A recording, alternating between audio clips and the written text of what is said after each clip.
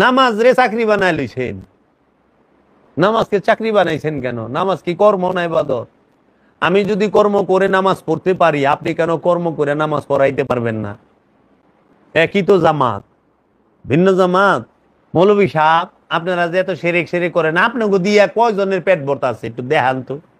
উল্টে এতিমের হক মাদ্রাসার নাম দিয়া জাকাত ফেতরার টেকা সব টুকায় ঘরে লই ফেলিছেন। আপনাকে চেহারা রই দিয়ে যান না, রই দিয়ে যায় না। এই আমরা সবাই কর্ম করি না, চাকরি করি না? তা আমরা যদি চাকরি করা অবস্থায় জুমার নামাজ পড়তে পারি, আমরা যদি চাকরি থাকা অবস্থায় জহুর আসর পড়তে পারি, তাইলে পরে আপনারা কেন অন্য কর্ম কইরা নামাজ পড়াইতে পারবেন না? আর পারেন না জানগা, কত মানুষ আছে ইমামতি করবো, অভাব আছে। এটারে পেশা বানায় নিছেন কেন? নামাজ কি পেশা?